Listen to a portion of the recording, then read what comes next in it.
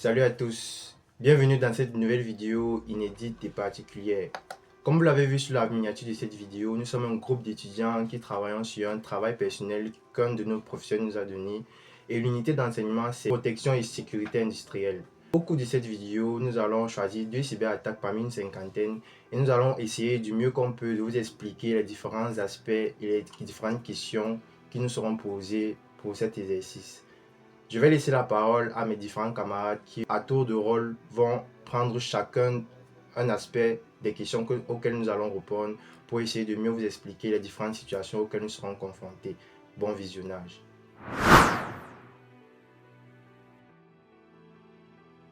La première attaque sur laquelle nous allons travailler est la suivante. En août 2022, le site internet du Parlement finlandais a subi une attaque DDoS alors que le Parlement était en session. Cette attaque par déni de service peut faire partie d'une campagne coordonnée par des hackers parrainés par l'État russe visant à perturber les sites internet du gouvernement finlandais en représailles à la demande de rejoindre l'OTAN. Une attaque DDoS bloque temporairement l'accès à un site internet mais n'entraîne pas de destruction permanente. Donc, par la suite, je vais vous présenter le contexte de cette situation. En fait, après la guerre froide qui s'est tenue en 1947, qui a opposé deux grands groupes, à savoir les États-Unis et la Russie, il s'est créé une organisation militaire appelée OTAN, qui est l'organisation du traité nord-atlantique. Et l'objectif de cette organisation, pilotée par les États-Unis, était d'encercler la Russie à travers le recrutement de certains pays voisins à la Russie. C'est donc dans cette situation que la Russie, se sentant menacée, a donc décidé, à travers les attaques de l'armement qui s'est tenu en Ukraine. Beaucoup de pays européens se sont sentis donc menacés et ont voulu donc intégrer l'organisation du traité nord-atlantique, à savoir l'OTAN, pour se protéger de l'avancée russe. C'est donc dans cette optique que la Finlande a fait une demande d'adhésion à l'OTAN. La Finlande était un pays très proche de la Russie, était un pays limitrophe de la Russie. La Russie s'est donc sentie menacée face à la demande de la Finlande d'intégrer l'OTAN, qui est une organisation militaire pilotée par les États-Unis. Dans l'optique donc de riposter à cette demande finlandaise d'intégrer l'OTAN, la Russie a donc coordonné une attaque, une cyberattaque lors de la session du Parlement finlandais, bloquant ainsi la tenue de cette session parlementaire qui avait pour but de déboucher sur les résolutions pour résoudre le conflit russo-ukrainien. C'est donc dans ce contexte que l'attaque a eu lieu du côté de la Finlande. Merci. À la question de savoir quelles sont les données impliquées et leur typologie, dans le cas d'une attaque DDoS, les données ne sont pas directement ciblées pour être volées ou modifiées. L'objectif est de saturer les serveurs du site web avec un trafic artificiellement élevé, empêchant ainsi les utilisateurs légitimes d'accéder au site. Les données impliquées sont donc le trafic réseau, les paquets de données envoyés par les attaquants pour inonder le serveur. Ensuite, nous avons les ressources du serveur. La bande passante, la capacité de traitement et le stockage du serveur sont mises à rude épreuve. La technique utilisée dans cette attaque est une attaque par déni de services distribués, abrégé DDoS. Elle consiste à utiliser un grand nombre d'ordinateurs infectés, appelés couramment botnet. Elle consiste à envoyer simultanément des requêtes à un serveur cible en le surchargeant et le rendant inaccessible. Les vecteurs utilisés par les cybercriminels pour cette attaque ont probablement été des réseaux de botnet compromis et des serveurs de contrôle de commande utilisés pour coordonner l'attaque. L'attaque a probablement réussi en raison d'une combinaison de facteurs, notamment la vulnérabilité des systèmes informatiques du Parlement finlandais et la puissance de feu des réseaux de bots utilisés pour l'attaque. Dans cette partie, on va contextualiser l'attaque DDoS dans une entreprise côté employé. Prenons le cas de deux entreprises brassicoles X et Y qui sont concurrentes.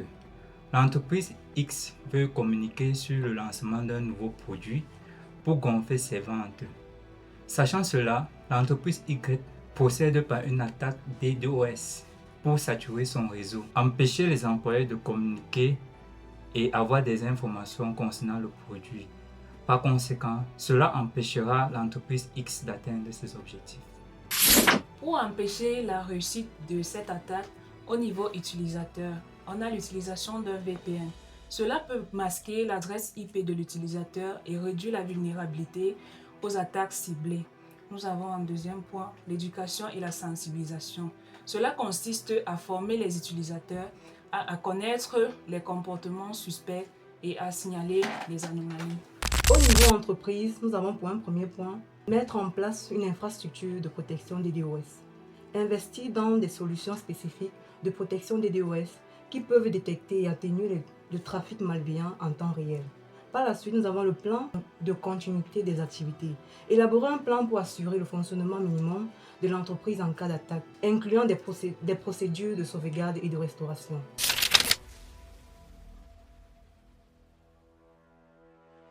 Au cours de l'attaque précédente, tous mes camarades de classe sont passés pour vous expliquer ou alors pour répondre à un certain nombre de questions. Et nous espérons que vous comprenez plus ou moins ce que nous essayons de vous expliquer à travers cette vidéo. Pour continuer, nous allons procéder à une deuxième attaque et je vais d'ailleurs la lire. Cette attaque concerne une attaque de ransomware de Prospect Medical Holding. En août 2023, plusieurs cabinets médicaux, installations et hôpitaux ont été forcés de se déconnecter suite à une attaque de ransomware. La société a fermé quelques-uns de ses établissements de soins ambulatoires et a informé les patients et les familles de l'attaque via ses pages Facebook et sites internet. Les organisations d'information suivant l'histoire ont rapporté que le personnel médical est passé à des procédures d'information manuelles alors que le réseau était hors ligne. Donc, ce sera le même principe au cours de cette attaque. Mes camarades vont passer une fois de plus pour essayer de répondre à un certain nombre de questions et nous espérons que à la fin de tout cela, vous comprendrez plus ou moins ce que c'est que la protection et la sécurité des données informatiques. Je ne peux que vous souhaiter une bonne écoute. Prospect Medical Holdings est une société de soins et de santé. A subi une attaque de ransomware en août 2023. Cette attaque a entraîné la fermeture de certains établissements de soins ambulatoires et a affecté les opérations médicales.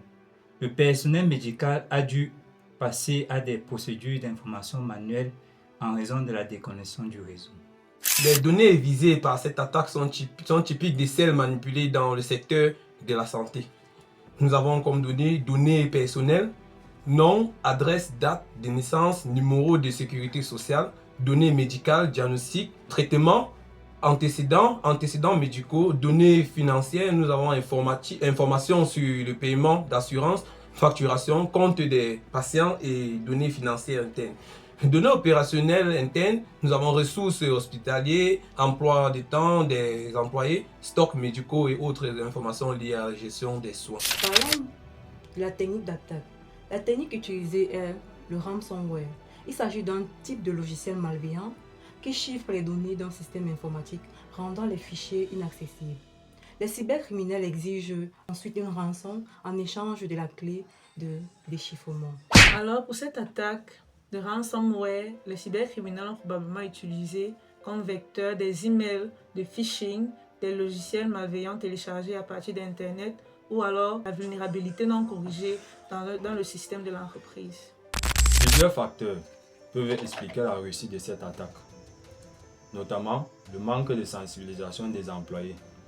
Les employés peuvent ne pas être suffisamment formés ou risques liés à la cybersécurité et cliquer sur des liens suspects. Ensuite, les logiciels obsolètes.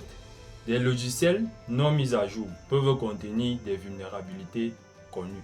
Manque de sauvegarde régulière. L'absence de sauvegarde régulière empêche de restaurer les données en cas d'attaque. Et enfin, un réseau insuffisamment sécurisé.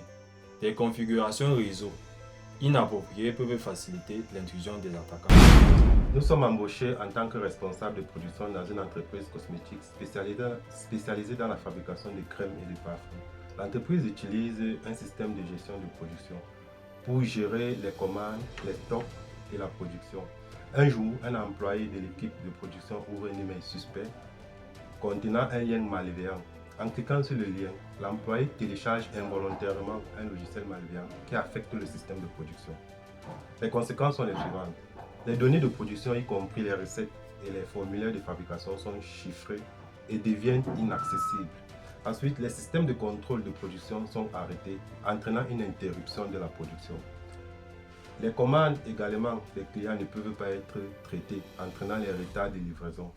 Les stocks ne peuvent pas être gérés, entraînant les ruptures de stock. De ce fait, l'attaquant exige le paiement d'une rançon de 1 500 000 en échange de la clé de déchiffrement pour restaurer l'accès aux données et au système. Les mesures qui pourraient empêcher la réussite de cette attaque au niveau utilisateur.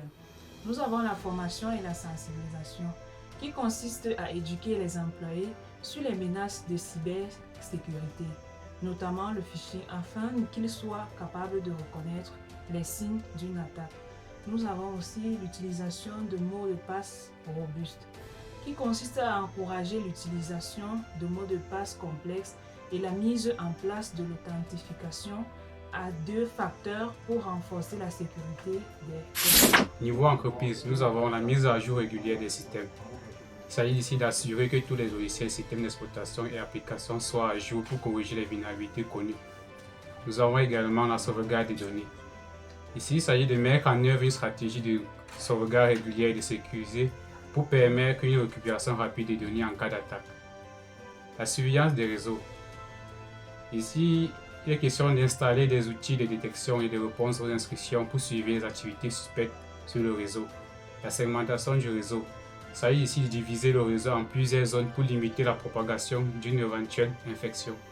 Plan de réponse aux incidents. Ici, il s'agit d'élaborer des plans de réponse aux incidents pour réagir rapidement et efficacement en cas d'attaque.